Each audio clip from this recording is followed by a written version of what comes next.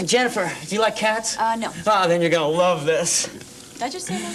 It's October 25th, 1995. I see where this is going. Stop him, please. The sequel to Sega CD's super spooky Mansion of Hidden Souls is coming out for the Sega Saturn today, right in time for Halloween. Fox's Halloween Bash is brought to you by Subway. Now that's a sandwich. Most of the hardcore fans anticipating a new edition know it's a second installment, not a remake. But the title doesn't really help outsiders recognize that. Behold, the Mansion of Hidden Souls. Yeah, they added the word "the" to indicate this is a fresh new experience, but in the same familiar homestead, making use of 32 whole entire bits. Creamy 3D graphics. One of its pre-release names was Dreaming Mansion, but I guess Sega thought making us think it's the same game would be better. SSM had it as Mansion of the Hidden Souls. Hey! You still don't have a Sega CD? This is an FMV game where you walk through set points of the house, turn, examine objects, collect things, talk to butterflies, and solve puzzles, all in an effort to rescue your sister from being a dumbass child. On the Sega CD's 16 bits, it looks dated. Okay, I hate saying dated. I usually think it's a vague way to describe an old video game, but look at this. Artifacting everywhere. I'm pretty sure it's actually running at about 4 frames per second. I mean, woof. This is vintage. You can stay a little longer, can't you? Remember, players of the early 90s are not fazed by this. It's just the way things are. So get ready, you Jolt Cola spiking gutter punks. The rings of Saturn are about to crack your skull wide the heck open with the silky smooth string of pre-rendered videos like you've never seen before. Check it out. This might even be a double-digit frame rate. Does it terror just like its Sega CD glory days? Will the Mansion live up to Mansion? Short answer, no. Let's explain why for roughly 20 minutes. It's PandaMonium!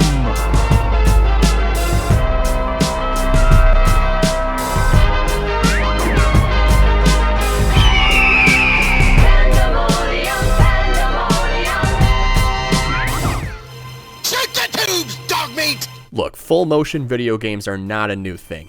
This concept goes back to the likes of Dragon's Lair, Seventh Guest, D, Phantasmagoria.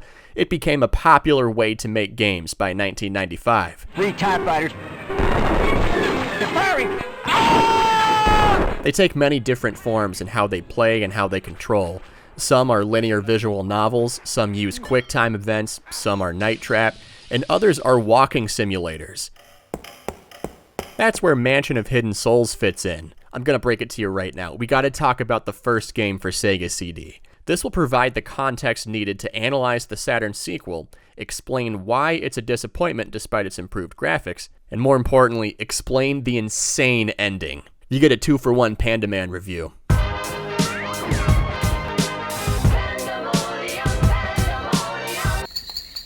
With the power of your controller, you possess Jonathan. In the opening movie, you and your sister Samantha find a butterfly while exploring a grassy field at night. Look, a butterfly. Wow, look how it just floats in the air. Then your sister suggests following the carefree creature. No way! But you remember some wise words. Besides, Grandma told us never to go anywhere near the elm tree. Remember, she said that there's ghosts there. Surprise, surprise, your dumb little sister disregards your elders and follows it right into the mansion. There exists a horrible evil spirit in the elm tree in the flower garden. Do not go near it on any night when the moon is full. Anyone who looks at a butterfly that glows for a short time will turn into a butterfly themselves.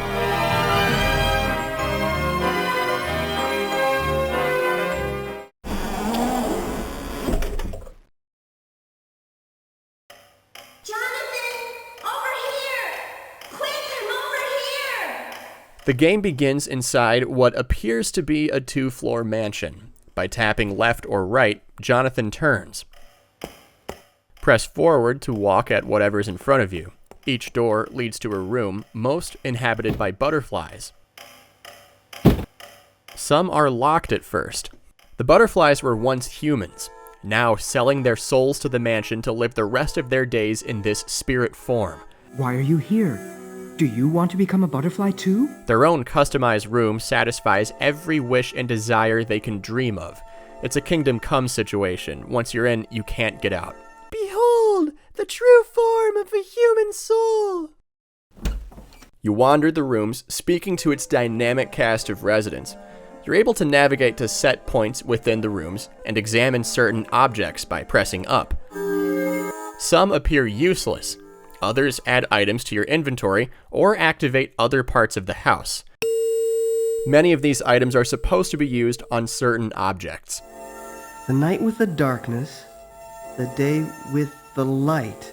You soon realize this is a big fat puzzle. Don't think I hid it from you. You need to speak to the butterflies, collect items and clues, all to delve deeper into the mansion's secrets and eventually save your sister. Danger is everywhere. There are a decent amount of ways to get murdered here. Who's there? Ah, we have a new guest. None of the butterflies have names. The first one I met appears to be a woman who never grew up. Before your transformation, I wish to have a cup of tea with you. Pink is everywhere, and she invites me to have a tea party. She really doesn't like it when I leave. I thought that I'd said something to offend you. Next is the artist butterfly. I wonder where that came from. I hope it's useful to you. Not sure how he paints as a butterfly. He doesn't have hands. This brings up a Mansion of Hidden Souls discrepancy that I'm calling the sexy person problem. What if one of the spirits who gets trapped here is someone who really wants to explore the pleasures of the flesh like never before? How do they pursue that? Are they able to transform into a human-shaped spirit? Do they have to stay in butterfly form? Is this interchangeable? This is a question System Sacom desperately needs to answer. The next butterfly I met is a music enthusiast. Her room is loaded with instruments. Young man, what are you doing here? She talks about how the idea of becoming a part of this mansion seemed enticing at first, but she sort of regrets it now and wished she never came here. A dooming sign of what could happen to you and your sister if you fail. I was on a small stage together with my friends and I played the piano. Now I cannot even touch the keys. Then I met some weird older lady. She's got a pool table. Ah, someone else is here. It's unusual that we have two guests in one evening. Her mirror gives you hints on what you're supposed to do next. For example, it showed me one of the paintings in Art Guy's room.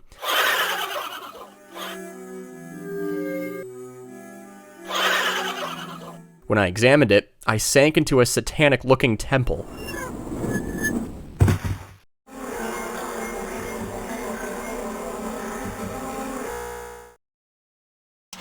It led me to Australian Guy's room. Who are you? He collects butterflies. Does that make him a murderer? Or does that not really count since he was originally a human? Not sure.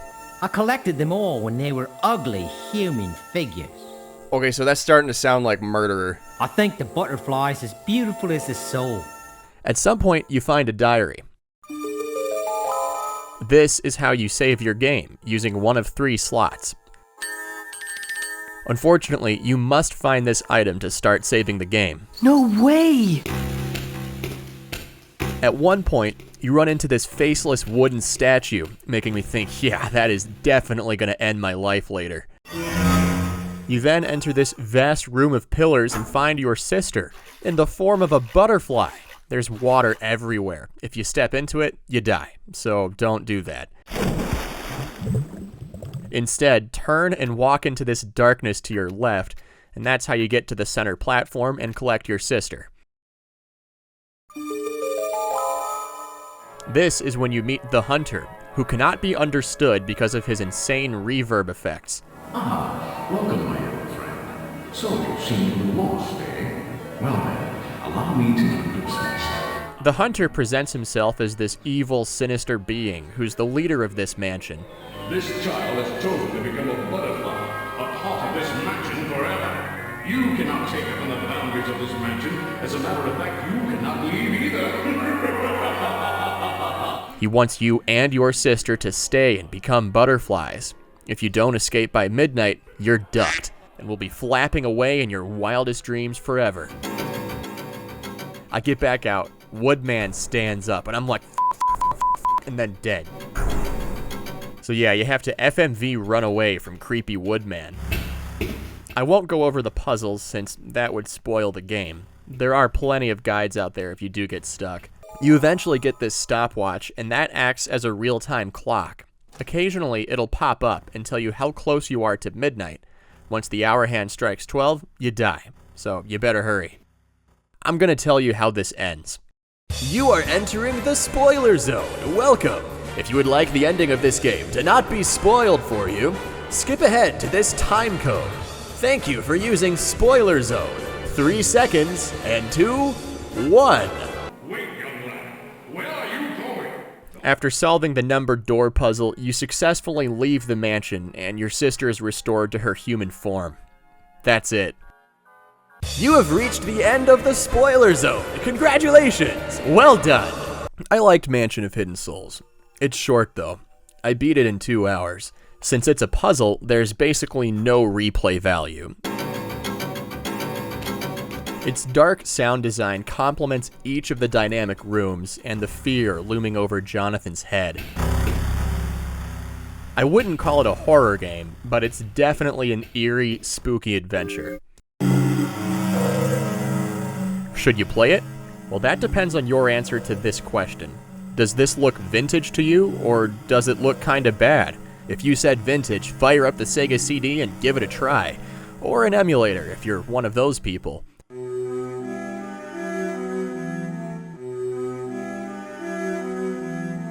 Internet dwellers and mag scribes of the 90s appear to think highly of the Sega CD original. You can see Usenet is peppered with posts from people asking for help with puzzles, engaged in its storytelling, working to beat it and crack the mystery. The Saturn sequel is nearly radio silence. The Mansion of Hidden Souls brings the player back to the four-walled wonder. This time around, you play as June. You have been called to the mansion by the Night of the Full Moon, and you know why. The moon is blood red, and you know deep down in your butterfly soul that's bad. The manual, as written by John McClane, says there's a hidden evil within the mansion out to destroy it. If the mansion vanishes, what will happen to the outside world? Apparently, mankind's dreams will die, since lore indicates all our dreams, hopes, and desires are connected to the mansion's power. You get in, the clock strikes 10. Right away, you're a goddamn butterfly. If it's any consolation, the graphics are several red carpeted steps above the Sega CDs. You can see it's in the same layout, but with a few extra doors. The shortcut under the staircase is still there. Pro Panda Tip! In the Sega CD OG, you can jump off the balcony to save time. For some reason, this is left out of the Saturn sequel. First thing I did was stumble into the room immediately to my right. Instead of the music room from before, it's an old library. Welcome, June. You walk up and go, oh my god, what the hell is that? June, how long is it since you last came here? So according to this lower quality version of the Heihachi face from Tekken 2's intro, I've been here before. This is the Elder. Since turning my back on human society and changing my form to that of a butterfly. He too is concerned about the blood red moon and believes the source is somewhere within the mansion. This is Mike. June, you're here too. He's gonna be your buddy for the rest of this adventure. It's like Sparks the Dragonfly with a voice. Keep an eye on him and see what I mean. Hello. Have you come to listen to my tales of adventure? By now, you've noticed the spirits wandering this mansion are speaking to you with transparent human faces. This gives us more insight into the aforementioned sexy person problem. It looks like they can shift their appearances at will, at least to some extent. The mystery still stands. Well, I hope it's only my imagination. What you're looking at is a mixture of still images and animated Cinepack files, according to Sega Retro. Some videos have their own sound stream for voices or music, while most other sounds come from separate files. June has his own room. This is where you'll find the save diary. Unlike the last game, it's not an item. You must visit your room to save. But the good thing here is you don't have to find a diary halfway through the game to save it all. You can just do it right away. To find out what's causing the moon to turn a menacing shade of rad red, we must interrogate the residents. Every day is so peaceful and uneventful. It's almost boring. Violent events are totally out of keeping with this mansion, don't you think? A new mechanic in this sequel is the ability to answer yes or no. A is yes and C is no. If you play in easy mode, the controller icon appears whenever you must answer a yes or no question. If you don't respond quick enough, no will be selected automatically. For this reason, I recommend playing in easy mode. Like before, you still have an inventory for the items you collect. I thought it was possible to go anywhere in the world, and I set out to leave my mark on every land. I went and spoke with Raymond. His room is filled with tales of his travels, a very nautical theme. Then I met Kathy, a literal child. Will you play with me? What would you like to play?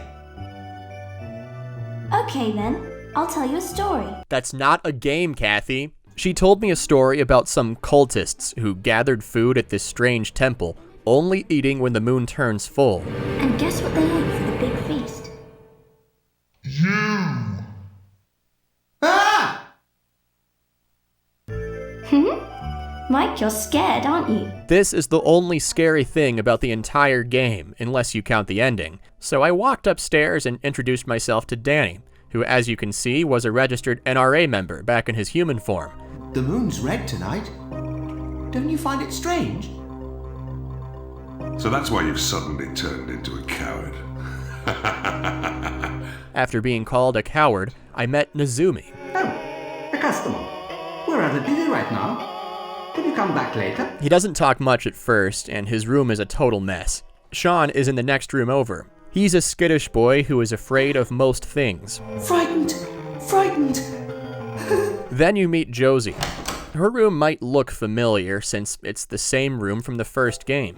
Visit together with thy curse. The full moon invites the curse. Josie is the first recurring character. In the Sega CD predecessor, she didn't have a name at all.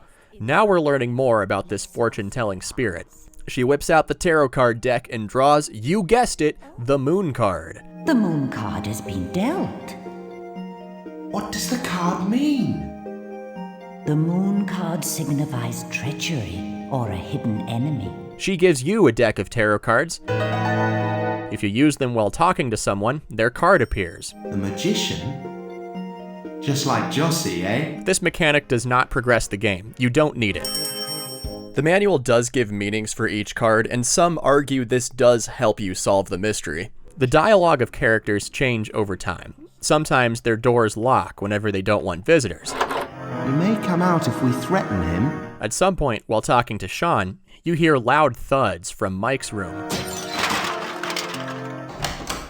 It's ransacked, and the book he's borrowing from Elder is stolen. Who could have done such a terrible thing? The Elder presumes whoever's responsible is behind the red moon, and you must figure out who it is. It is at this point when the player realizes this is not a giant puzzle like the first game. It's more of a whodunit mystery, and it can only be solved by talking to people, or talking to butterflies.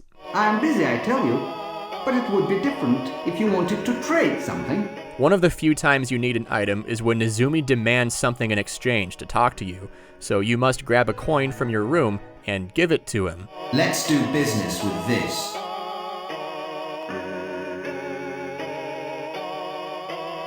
Ah, fine. With each conversation, you discover more about each character, like how Kathy had alcoholic parents who constantly fought. Mummy was always drinking and never seemed to think about me. She sold her soul to this mansion to escape from them.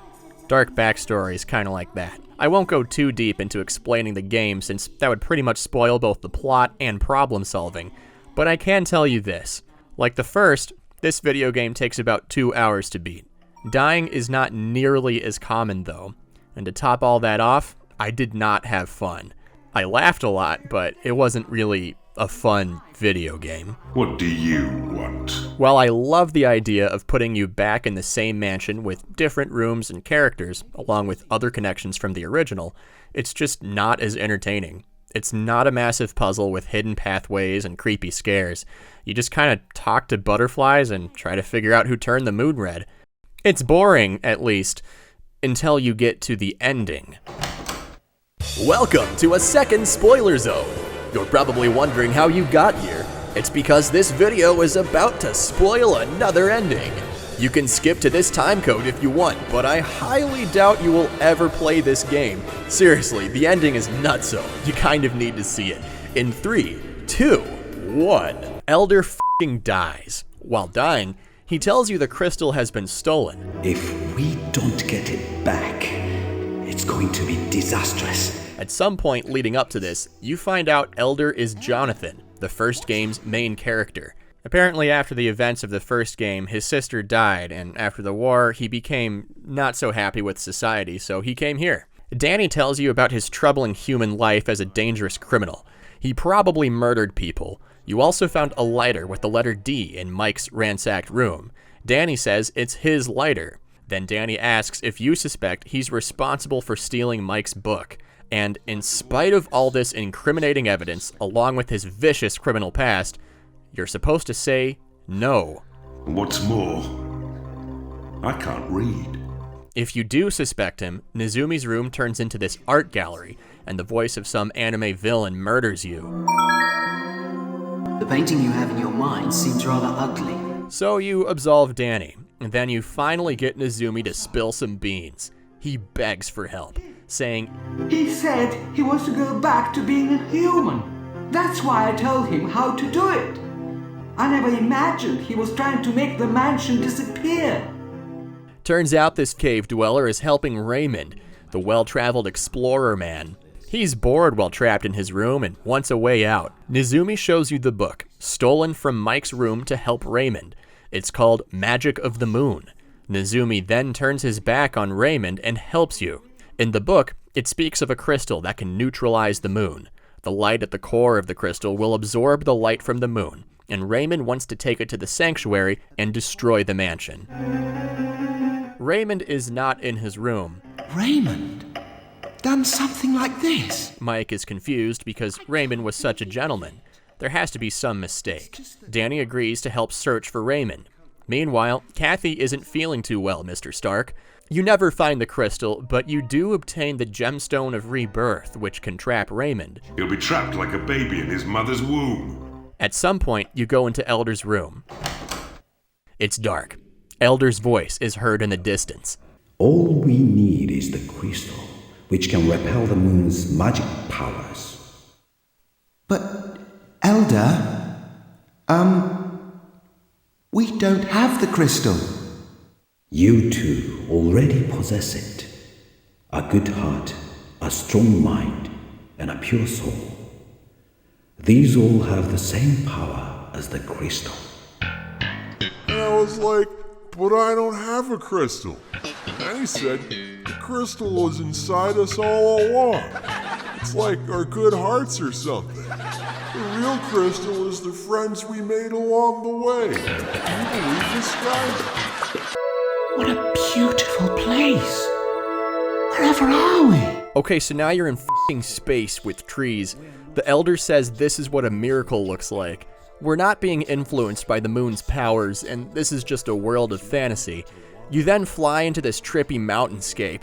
The Elder leaves, asking you to protect the mansion. Mike, come here. Come over here, quickly. This really is goodbye. Now you're in a weird desert with pillars and floating diamond shapes. So this is the sanctuary. Hunter, come out from your hiding place. That's Raymond's voice. Mike then asks you to give him the gemstone of rebirth after Raymond threatens to make the mansion disappear.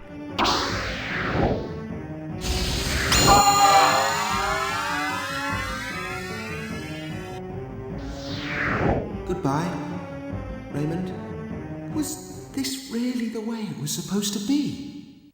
That resident of the Dark Green Mansion disappeared. We don't know how he lost his mind, but thanks to all of feel we have avoided disaster.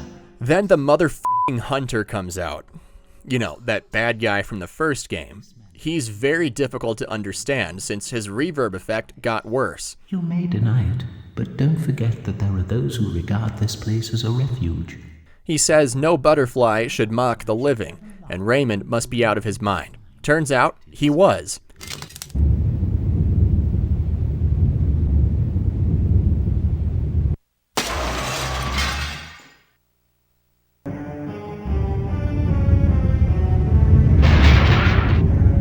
Look out! Wow. Who are you, then? I am Candola. I am the other part who's been separated from you. Whilst you were stupidly posing as master of the mansion, I had to put up with being treated as a freak with half a body. Just look at this ugly shape that will never reproduce. Okay, so this chick was not in the first game. Out of nowhere, Candola says she's the other part, separated from Hunter. She's upset with being too ugly to reproduce, so I guess that's why she wanted to destroy the mansion? So, it was all your doing. The residents I took advantage of seem to have lost their trust in me.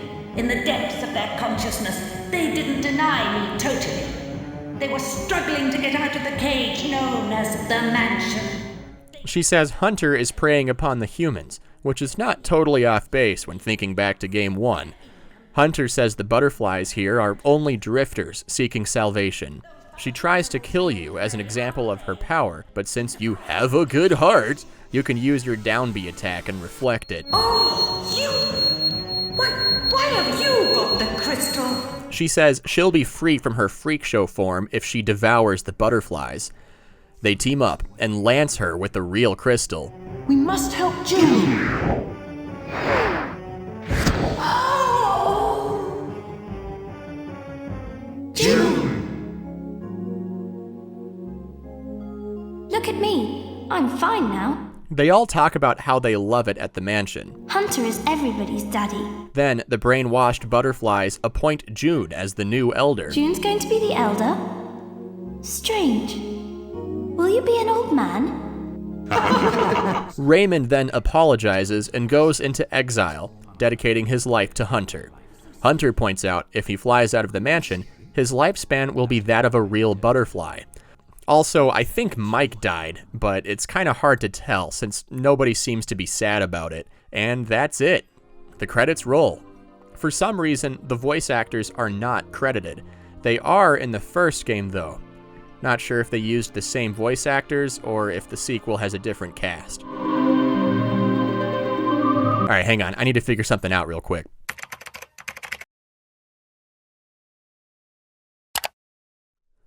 Okay. Surely you came. You have reached the end of the spoiler zone. Well done for making it a second additional time. Fun fact. The Mansion of Hidden Souls is region-free. For nearly every Saturn game, you can only play North American games on North American consoles, Japanese on Japanese, and so on and so forth. If you wanted to, for example, play a Japanese game on an American console, you would need a region-breaking cartridge or some sort of aftermarket modification. Not the Mansion of Hidden Souls.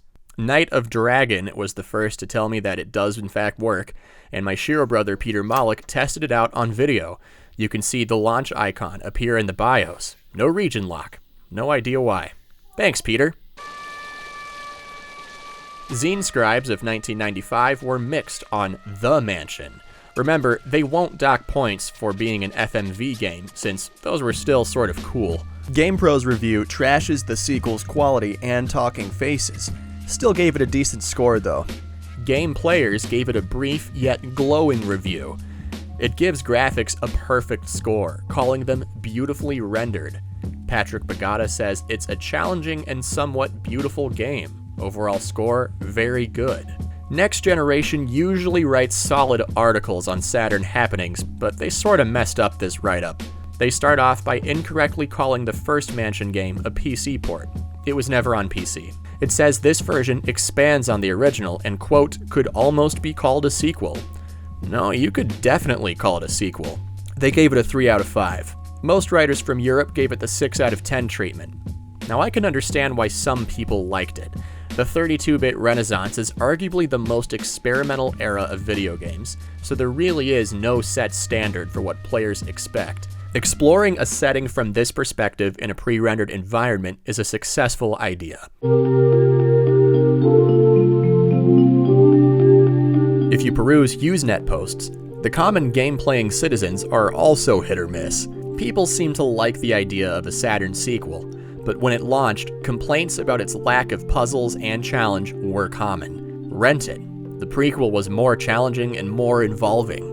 But like most things in life, this is subjective. This guy loved it and thought the graphics were really nice. By December, posts asking for help with the Sega CD prequel popped up again, brushing this new installment off to the side. What's neat is you don't need any video game skills to play this. I wouldn't call it an interactive movie, but it's certainly not a complex, action-packed bullet hell. I think it definitely has its merits. You might consider the transparent graphics a rare achievement on this hardware, but the Mansion of Hidden Souls sort of loses its soul from the first game. Do you want to eat an apple? The sequel isn't nearly as spooky, and the massive puzzle is gone.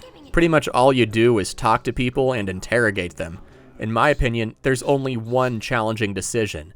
The rest are either painfully obvious or don't mean anything.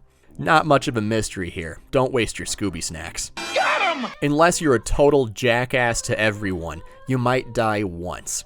Voice acting is laughable at best and annoying at its worst. These faces are more goofy than a skateboarding dog's cartoon father. They subtract the horror factor. Should have stuck with the butterflies. But the experience only takes about 2 hours, and the out-of-left-field insane ending is definitely good for a party trick with friends. Even though the Sega CD original looks way the hell worse, it's actually an entertaining game. This isn't. Until you get to the ending.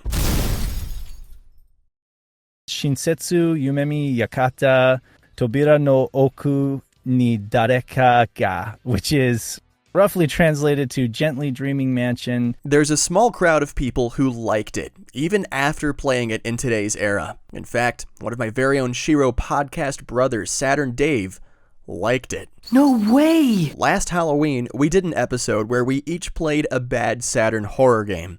Dave drew The Mansion of Hidden Souls and became the only person to have fun with his draw. I would say that it's one of those things where if you like lunacy, you might persevere with Mansion, but probably not the other way around, because The Mansion of Hidden Souls on Saturn is a much simpler game.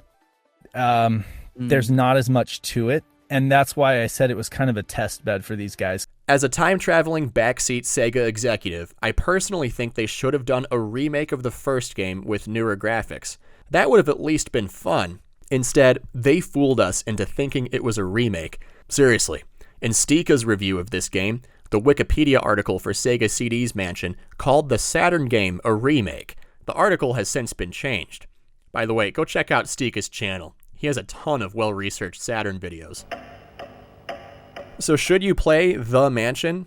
If you happen upon a copy, you can beat it in one afternoon. I see it as a so bad it's funny type thing, but do not go out of your way to play it. The concept is interesting, but poorly realized on Saturn.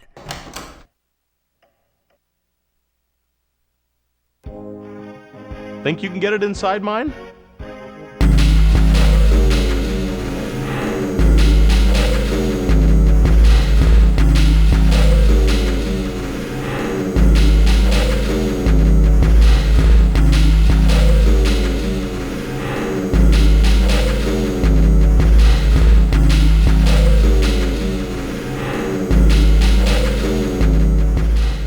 I'm going to play you a song.